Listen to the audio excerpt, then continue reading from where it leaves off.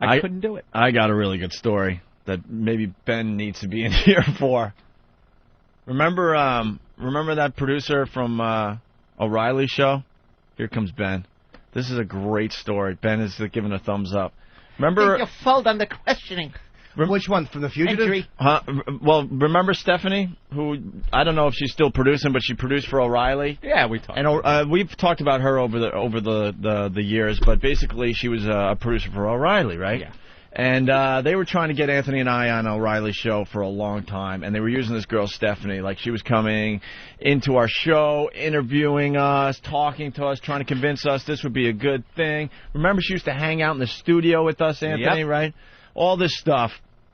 And we really got to know her, right? We were in a conference room with her. She sat us down, face-to-face meeting, in the studio, watching the show, getting the feel of the show, going back to Fox, trying to work out this whole deal for the O'Reilly people, right? Right. So I used to stay in the city at this point, and I went down to where Ben was living at the time, and we went and had a few drinks, okay?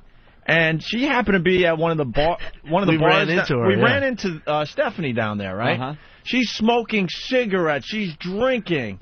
We're not thinking anything, okay? We go back to her apartment because she says there's some kind of party going on.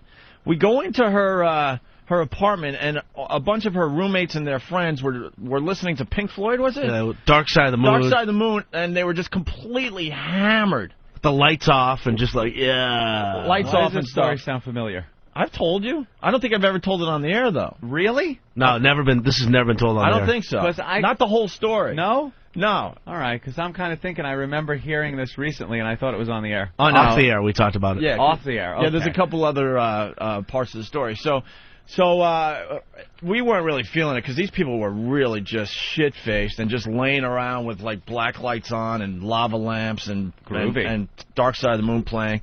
And Stephanie goes, hey, guys, you want to come up to the roof? I got a really, really cool view.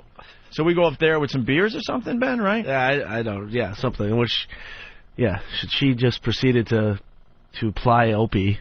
Yeah, she was trying to. This is one of the stories that we couldn't tell for years and years. Yeah, because it was weird. So we're on the roof, and she's showing us the view, and we're drinking and stuff.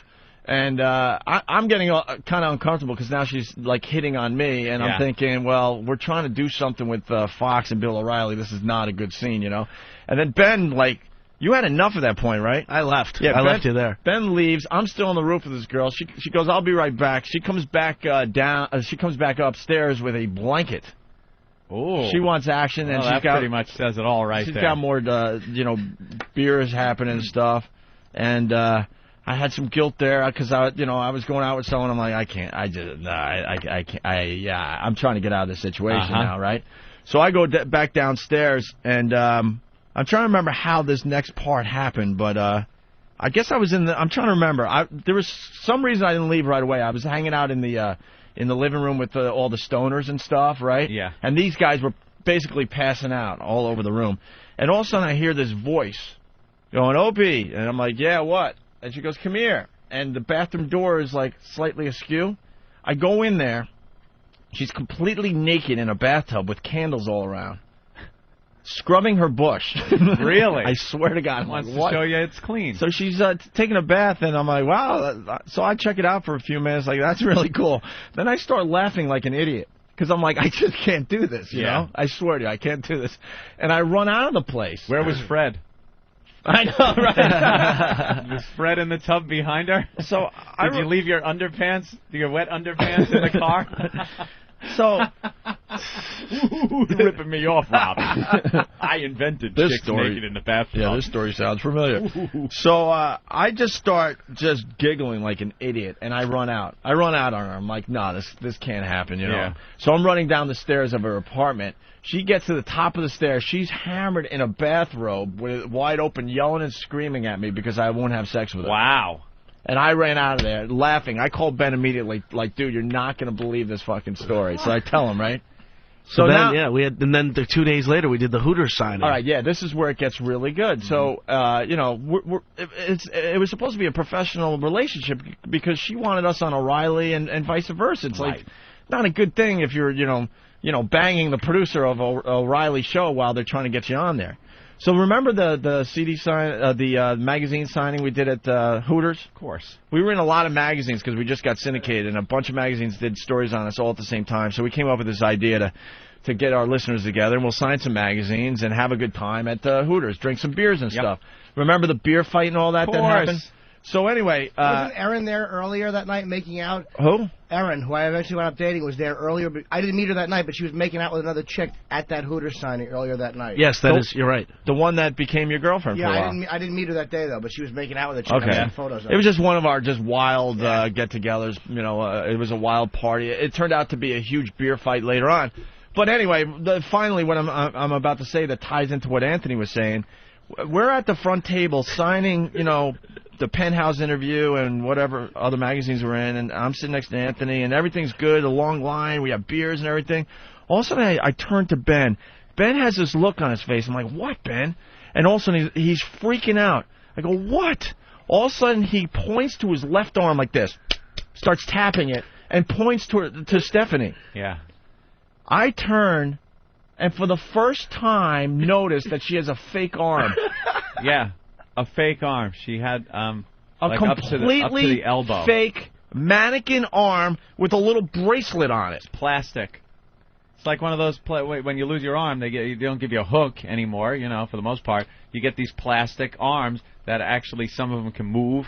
Get a little movement, right? But hers, I don't think moved. No, it was moved. It just was a mannequin hand. It didn't move at all. Hold on, we got to get Corey from Yonkers on the phone. Corey, hey guys, how are you? What's up?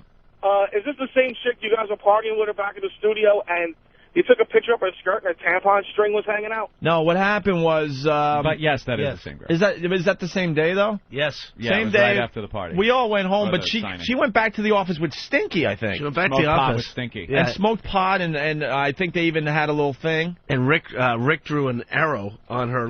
Rick drew stuff on her legs with Sharpies. There was an arrow pointing to her snatch. Yeah. And she still was, working me, trying to get me. And I used to have this disposable camera on my desk for when, celebrities came by. Oh, let's get a photo type of thing. And she proceeded to take pictures of herself, her snatch.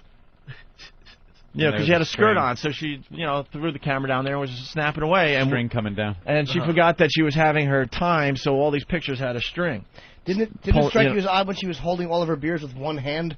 Like, just drinking and then picking it up and then kind of just draping the towel over that awful left arm? There was nothing else going on. But this is the point I want to make about being an awful witness. Here's a girl that spent a lot of time with us, leading up to the interview with Bill O'Reilly. We had, like I said, face-to-face. She was writing on a notepad. She was in studio. None of that really matters, does it? Huh? None of that, as far as being a bad witness, really matters because I didn't notice, but... The clincher, Opie, of you being a horrible witness is the fact that you were looking at her naked in a bathtub and didn't notice. That's what I'm saying. That's why Ben and I were like, "What?" Because she's naked in this bathtub. She's on the roof. She's partying with us. She was in the bar smoking and drinking. And not. This is the point I want to make. Not one of us, not one of the crew, noticed that this girl had a fake arm until we were at Hooters. What Jimmy did? Jim noticed. When did you notice? It was the first time I met her. Jim was the first one to point it out, and I think Voss was there. Why didn't you tell her at Hooters? No, it was at Hooters. I remember Jim and I think was sitting with Voss, and they were laughing hysterically, and they're the ones that pointed it out. Jim's the one who came over and told me. It was the creepiest feeling when finally Ben got my attention and said, "Look, oh my God," freaking out, and I turned, and when I saw that plastic arm, I'm like, I got this weird feeling, and like did she just lose that arm like last week? How did we not notice? It all adds up like, we're in Macy's, and you thought you started talking to the mannequins. Now I understand. But just going back to this being a horrendous witness, you know? Yeah, it seems to be something you would have caught in the bathtub. I just started laughing. I'm like, there's no way I'm doing this. Sorry. No. Call me whatever you have to, but I have to go home. I have to go Allison home. At home. I have to go immediately. And then because she's all drunk and stuff, just screaming at me from the top of the stairs. Why don't you fuck me? Why are you rejecting me? Yeah. The bathrobe. Is she dripping still? It was just the whole thing that was going on. We could play the last couple of Michael Jackson clips? And then we'll finally go to break with something. All right, here's another clip from the Michael Jackson case.